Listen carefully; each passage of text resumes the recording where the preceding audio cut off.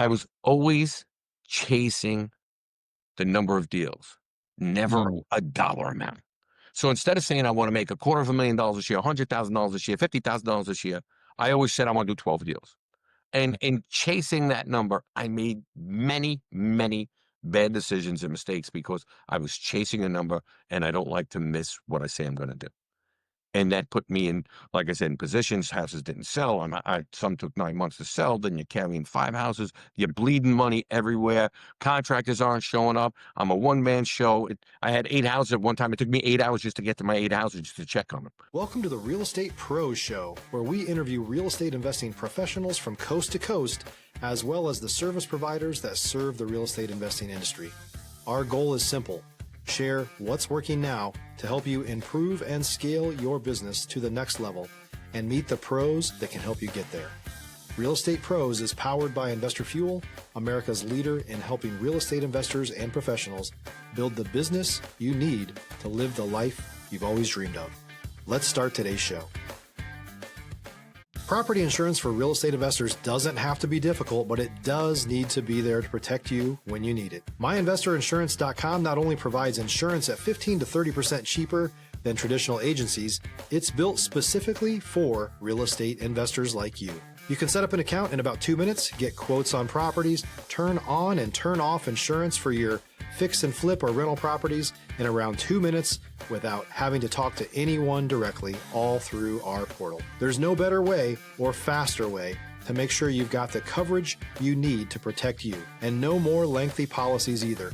Once you're set up, you're billed monthly and prorated by the day for however long your policy is active. It's powered by MSI, the third largest independent MGA, with 1.5 million customers and more than $1 billion in cumulative premiums written. Get set up today in about 2 minutes at myinvestorinsurance.com/fuel. At Investor Fuel, we help real estate investors, service providers, and real estate entrepreneurs to 5X their businesses to allow them to build the businesses they've always wanted and allow them to live the life they've always dreamed of. Without further ado, Ralph, how are you? Very good, Brett. Thanks for having me on. It was great chatting with you a little bit before. So Yeah, man, it's been great getting to know you a little bit. I'm excited to kind of, see what we can draw out. I mean, we kind of made that joke pre-show, like that. I remember I said, like, I think you might forget more than I'll ever learn. And I'm definitely excited to kind of delve into that with you. thank you. Yeah, tell us a little bit. Give some history. Who's Ralph? How'd you get into real estate? That sort of thing. Uh, Ralph is a father of 3 and a grandfather of soon to be number 7. So Wow. big family guy. Everybody lives close. Everybody comes to my house. Everybody lives close to my house. Yeah, Dude, it's mine says they're having a problem. You're not being recorded. we're good on my end. Yeah, I don't know what it cut me off. Can you see me? Yeah, we're good. Oh, It's I'll just keep going. I it's guess. going. We're gonna go. I made a mark on it, and I'll just tell our edit team to pick it back up. So I would just re-say Ralph, say father, and All right. grandfather. Start there. I'm a father of 3, a grandfather of soon to be 7 grandchildren, family guy. All my family lives close. Kids come here every day. My wife watches my grandchildren. So pretty close, Yeah. which is awesome. My career, I was a property manager in New York City. At the peak of my career, I managed 139 buildings, 10,000 units. Wow. So yeah, it was a big to do. Yeah, I bet. It was the day of the Blackberries, and all they did was go off on my nightstand all night. You couldn't sleep. It was a big job. I bet, man. When was that? What year was that? Give or take. I was from about 2009 to like 2015. Wow. Wow. Yeah. That's kind of I mean, the stories I bet you could probably share. With that kind of volume, I bet there's some doozies in there, huh? Oh, yeah. There are some that are some are sad, and some are, I mean, like things that you wouldn't believe, like people stealing your tub and going snowboarding with them down a main avenue in Manhattan with the cast iron tub that they robbed from your apartment. No. Oh, dude, yeah, That's wild. yeah. I've Yeah. seen Stop living on an island and join the #1 mastermind in America for professional real estate investors. Investor Fuel is a community of hundreds of the nation's top investors working together to build stronger businesses and better lives. In addition to the amazing community of real estate investors acting as a board of advisors for one another, Investor Fuel members have access to 100% funding on purchase and repairs for our members only, a health insurance program, and benefits and discounts that more than pays for the membership of most of our members, meaning it's actually costing you money to not be a member of Investor Fuel. If you're looking to scale your business and build a business that allows you to live the life of your dreams, please visit investorfuel.com today and book a call with our team. And on the other side, I've seen jumpers. I've had people commit suicide that I had walked in on in apartments. It's a big ride. There's a Yeah. lot of variable. And I'd imagine too, though, there's a lot of good that you saw too, right?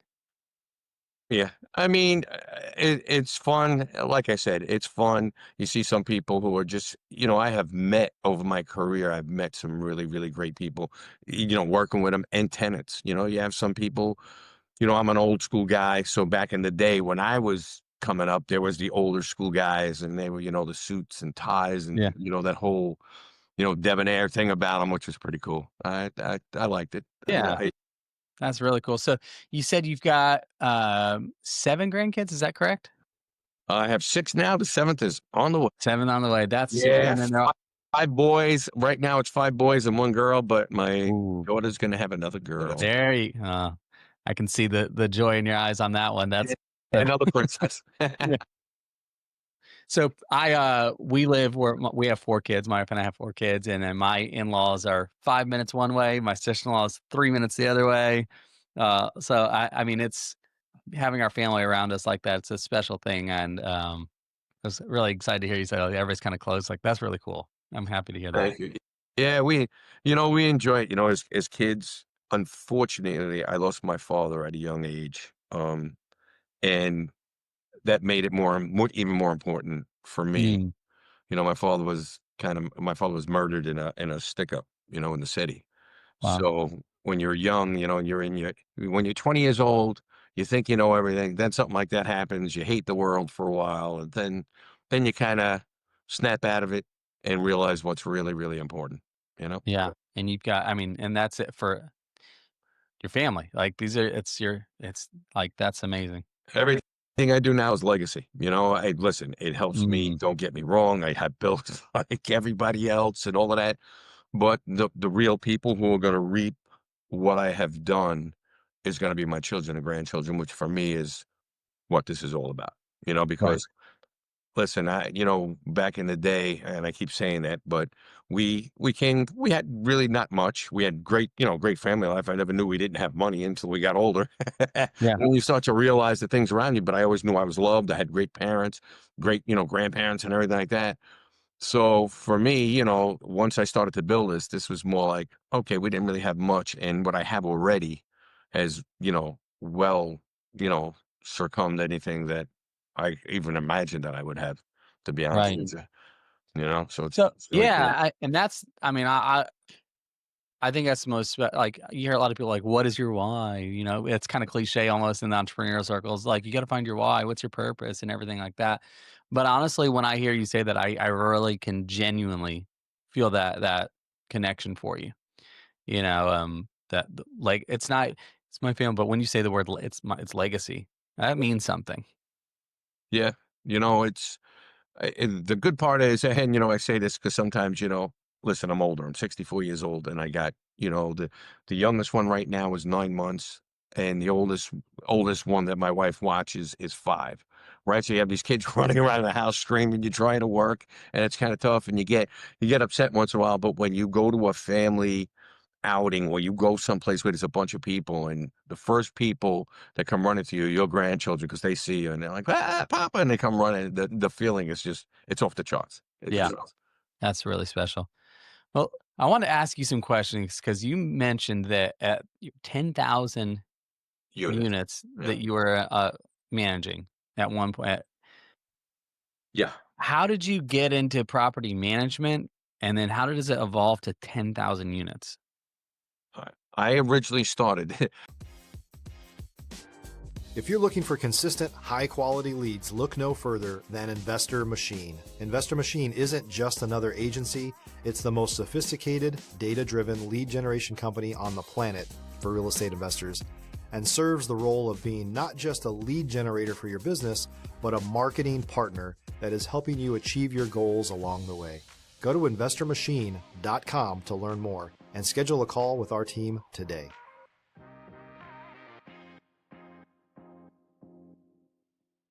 This is my story. I started out parking cars for an owner operator somebody who had built buildings in Manhattan. Hmm. I wound up parking his cars. Before you know it, I wound up running all his parking facilities in Manhattan. Then from there, I got promoted to an assistant GM of running all his buildings in the city. We had about 9 buildings at the time.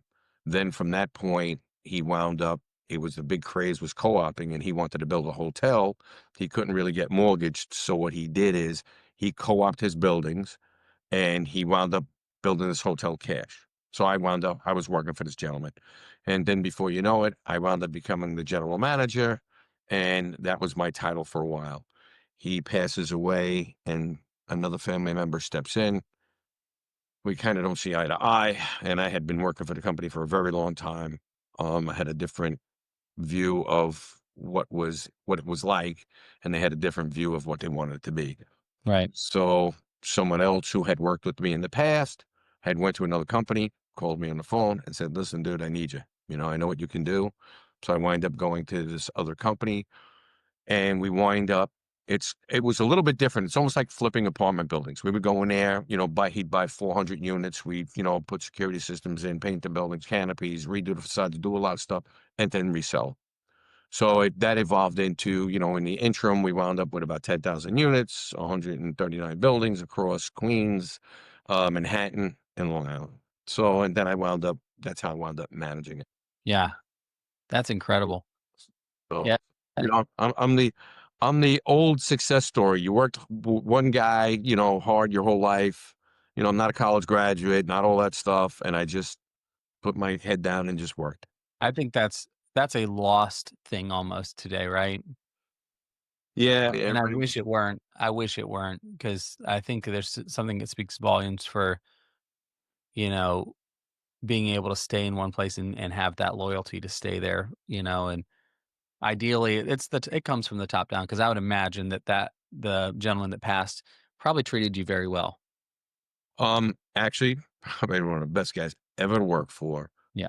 He was self-made, right? So he actually started on a demo crew, and then he speculated, he spec built houses, and then it snowballed into what he had. So he actually had the vision quest, and he was the one who developed everything. So he knew, I would go to him a couple of times when I was running the garages and stuff, and it was minor money compared to what his developments and stuff. And he was like, "No, dude, that door's open for a reason. Every dime in here is mine. You come, you talk to me. That's why the door's open." Okay. And that's why you stay, right? Like, that's the beautiful thing. Let me ask you this. This is a random question, because I do want to get into what you're doing today with flips and rental and stuff like that. But before you ever started doing that, do you think possibly, and I don't know, I'm speculating a question here. Um, Tell me if I'm wrong. Right. Do you think potentially that maybe this man's vision helped shape some vision for what you're doing now? Well, I listen, like every kid growing up wanted to be like Donald Trump because he was out in the forefront. My guy was more successful than the Trumps, and he was quiet, right? Old Hmm. school, don't want anybody, because the old mentality was that we don't want to get sued. So it Yeah. was like, keep everything under the radar. It was 100% what this gentleman did that showed me to say, I watched him with his buildings. I watched, I was privy to the financials because I was a GM at the time. Mhm.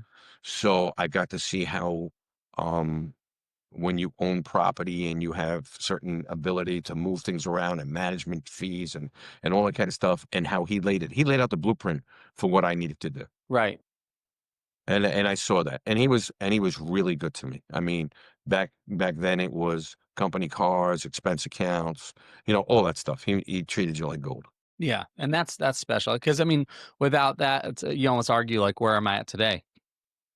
right? Like, If you're a new or newer real estate investor looking to launch or grow your real estate investing business, please check out Investor Fuel Club.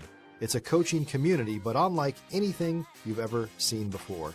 And you can actually partner with members of our mastermind from coast to coast on deals right in your market. There's no better opportunity to build a consistent business than to literally partner with pros to help you avoid costly mistakes, avoid the need for capital to do deals, and help you eliminate your fears as you're starting your business. Learn more about Investor Fuel Club at investorfuel.com/club. I mean, we all have, I think if we look back, whether it be good or bad, the things that happen to us happen for, not to us, but for us. Yeah. And it's funny because you say that, because when things go wrong or things don't work out the way you want, the first thing to say is, why is this happening to me? Right. Why have I been such a bad person that I deserve to be buried under this? And then you realize, you know what? That may have stopped me from doing something even dumber, costing me more or hurting me or putting somebody in harm's way. You just never know. You just never Right. know. So now, Well, that's what they say, the beauty of hindsight, right? Like, you don't know until sometimes when you look back and you get to see, man, this really was meant for my good. This really was meant, or you can take the opposite effect and just live in negativity and just the rest of your life sucks. There's so many people that fall into that trap, I feel like. Listen, I started out on my own because I didn't get fired, but I pretty much got fired, right? And that gave me the catalyst to say, you know what? I'm in my 50s. If this happens at 60, 65, what am I going to do? I got to go begging somebody for a Yeah. job or something. I said, you know what? If I'm going to take the shot, if I'm going to crash and burn, let's do it now. Yeah. And I was lucky enough to have the support of my wife, which was awesome because, Mm, her exact words were, "You've been taking care of me since we've been together. So I have no doubt that you'll continue to do that. So do what you need to do." yeah. You know?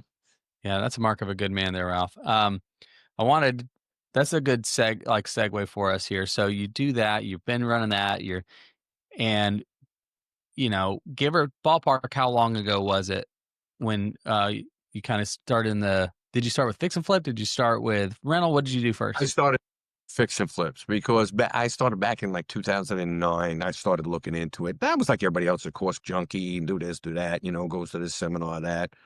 And I putzed around, and then I bought my first flip.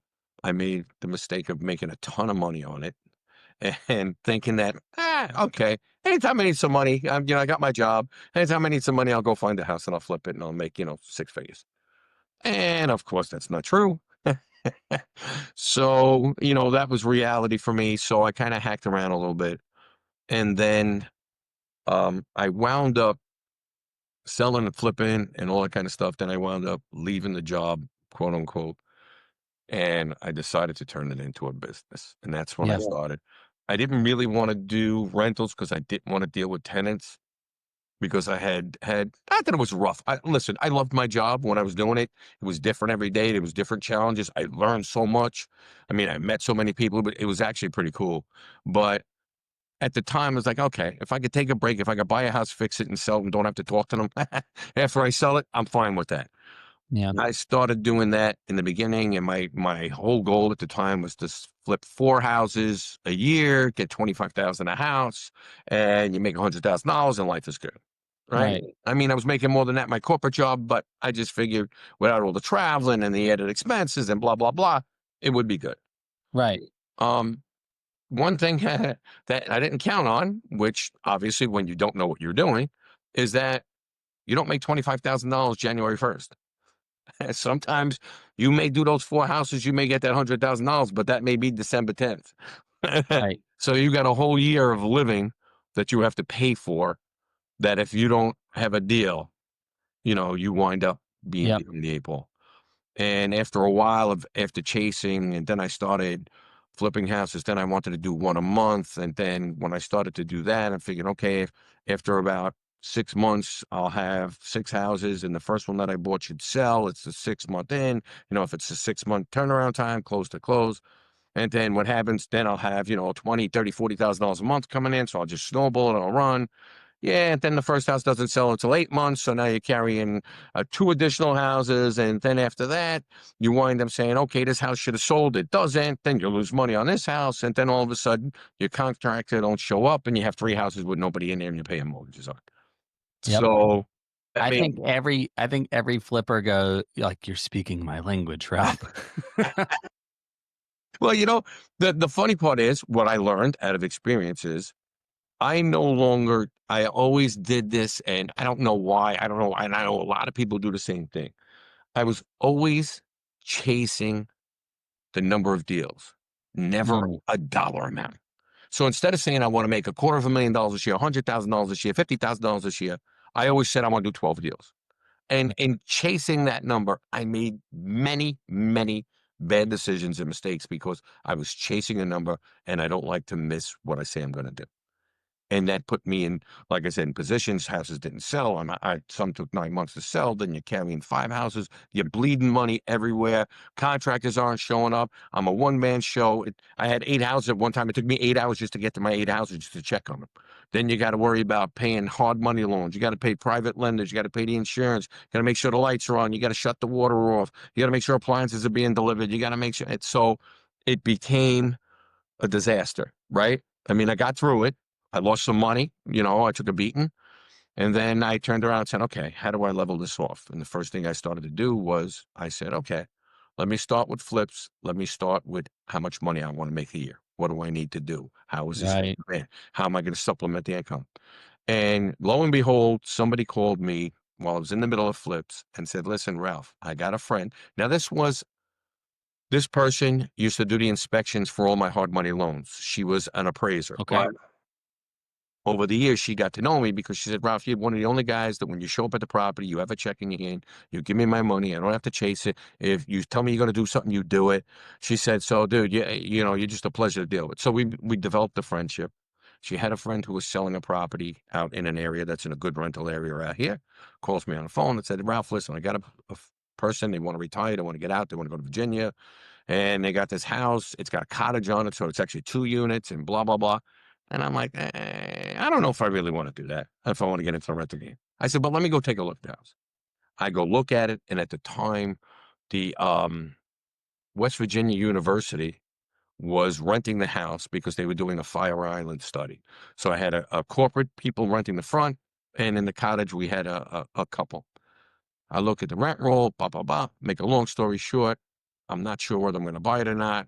And this is how, and this was in the early, I'm going to say, I think I have this property now about 9 years. So they wanted 185. I said, oh, you're crazy. I'll give you 178. And they said, why? Because that's what I think it's worth. We agree on it. And then I'm not sure if I really want to buy it. So I go to my attorney, who's a friend of mine who lends me money. We've grown into, our families know each other. And I go to the guy and say, listen, you know what? Somebody called me, pop, pop, pop, and I got this rental property. I'm not sure if I really want to do it. And I tell him all the particulars. He goes, dude, if you don't buy it, I'm buying it. And so I said, really? He goes, Ralph, it's a deal. Stop looking at one thing, look at the other. I said, okay. I said, but I have no money. He lent me all the money. Gave me 100% financing. So my friend lent me the money. That's how I started with my first rental on my own. And it wound up, even with hard money rates, I was cash flowing a lot of money. Wow. So when I refinanced out into a regular, the DSCR loan, I wound up making a ton. And I said, you know what? This could level out my ups and downs with my flips. So if I don't make the $50,000 or the $25,000 in the first quarter of the year, I could sustain myself, and I don't have to worry about chasing something and making these mistakes again. Right. And it grew from then. When I was looking at houses, I looked at it for both ways. Can I fix and flip and burr this? Can I hold it? What's going on? So we wound up at a point where I wound up in less than 5 years, I wound up with 10 units. And, then COVID hit. Now I look like a genius because the equity on them here in New York, it's crazy. Sure. I mean, I make a ton of money on it. And now I got, like I said, I got a ton of equity, and I got great cash flow because New York rents are very expensive. Yeah. And you got peace of mind while you're dealing with your flips. Right now, if I don't do a flip, I don't have to worry about paying my bills. My bills are paid.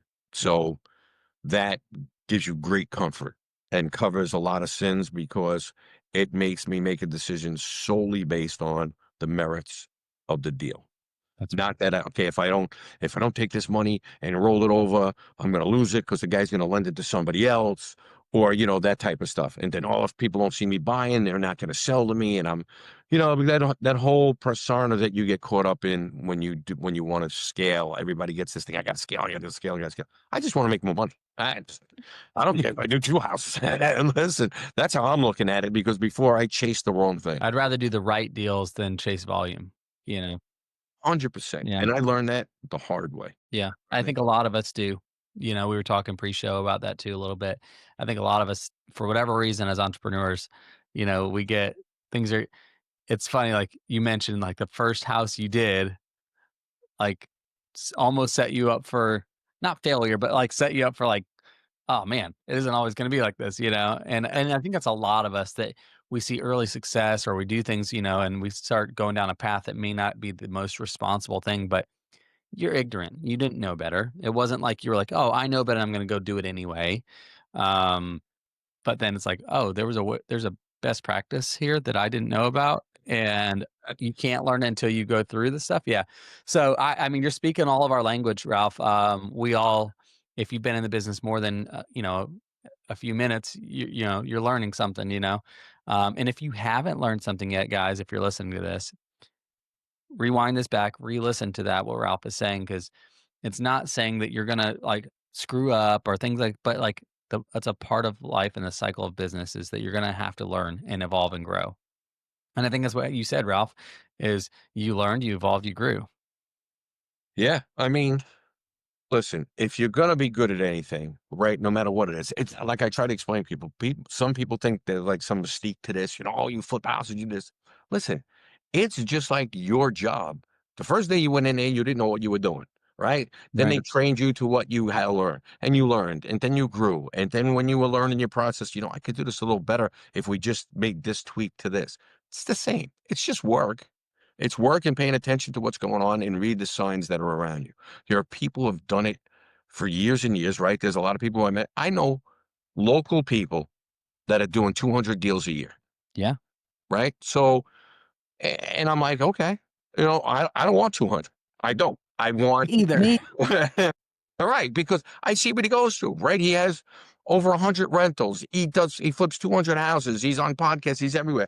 It's awesome. Don't get me wrong, but that's not my vision. My vision is, okay, if I can make mid 6 figures, I'm good. It's more than I'll ever need. Listen, my rentals right now are basically covering my living expenses, right? Right. I still work a job because at night, right now, I need medical benefits and all that, so I don't want to pay through the nose in New York. It's crazy expensive. But the bottom line is, I'm over here, I'm solid. And if I flip 2, 3, 4 houses a year, 5 houses a year, and make myself $200,000-$300,000, I mean, damn. First of all, I don't think I'd spend it. I'd probably help my children and community and donate time and donate money and stuff. But I mean, it's awesome to just even have that, thought in your mind saying, okay, listen, I'm already taken care of. So I can help, I can help my kid buy a house, or I can help my nephew, start a business, or I can help my son do something to get him involved. So now he understands that, daddy's buying, 6-unit buildings and 5-unit buildings out of state that are, cash flowing $3,000-$4,000 a month. Wow, look at this, Yeah. and I can elevate. For me, it was always looking at it one way. My parents did the best they could to elevate us, right? My Mhm. parents didn't graduate high school. They were hardworking people. I mean, they were awesome. So my job was to make my life better in honoring them. And I'm hoping that my children make their life better because I gave them, now there's so much education and so many things available, right? Sometimes too much because you get lost in the noise, but there's so much available. And I was able to reap the benefit of some of the things that I was able to learn that my parents never had access to. So now I've given my children and my grandchildren a foundation to say, okay, listen, you have this. And in my mind, I'm envisioning it being better, right? That they Yeah. make me look like I'm some kind of guy who doesn't know what he's doing. That's what I want them to make me look like. Like I didn't know what I was doing. Look what we can do, Dad. Look, look what we got. And for me, that's what it's all about. So this way you elevate your family, you're able to do better things for your family, and your family's able to do better things for the people around them. And that's, Right. I think, what a lot of people miss, right? It's not all about me making money and look how good I am. And it's all about what once you're solid and you're secure in a way, it changes how you look at the world. It changes how you look at things, right? When you're not all tied up and scrambling to make a dollar because you got to pay your bills. And I've been, not that I'm not going to, because I've been there. I've been there for a very long time. I've had success late in life, not early in life. I mean, early in life, I did. I made good money. I worked at corporations. I had the good life, but I was trapped in that rat race because I made, six figures. I was able to buy the brand new cars, the house, but I was trapped. Right. Right? So now I'm not trapped anymore. I work a job because I need medical benefits, and it's 5 minutes from my house. So at night, a few days a week, I help a buddy out who owns a plant. I run it. I did it when I was a kid. Not a big deal. Right? So I have way more freedom than I've ever had because I was able to accomplish simple Yeah. things. Listen, I own 10 units.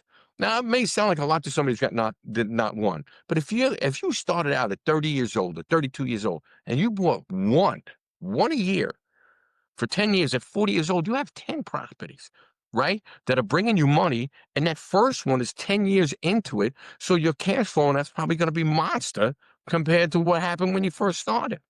Right.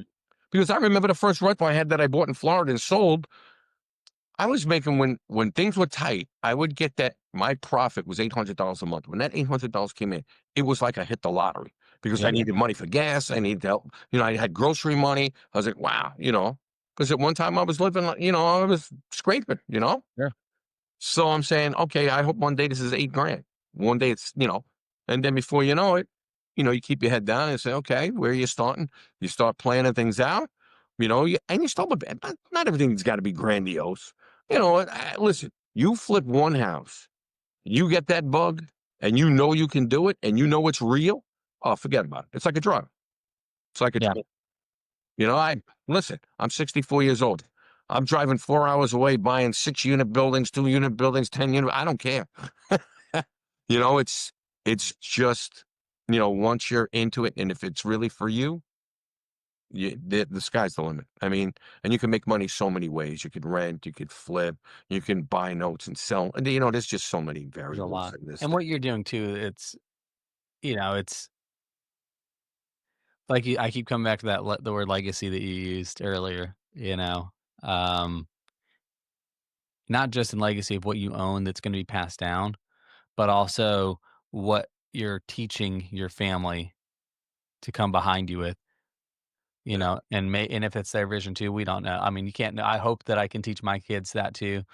Um, but at least they have the tools in the belt that dad taught them, that grandfather taught them, so that they can, continue and not just the legacy but to grow the legacy for their kids and their children's children, so on and so forth. yeah, I think that's really, what you're doing it's an inspiration, Ralph, to a lot of us, and, yes, you're a little older than I am, but Dad. that is the thing that I look at and go, "Man, that's my goal too," right? Is to be able to do what you're doing for your family. Yeah.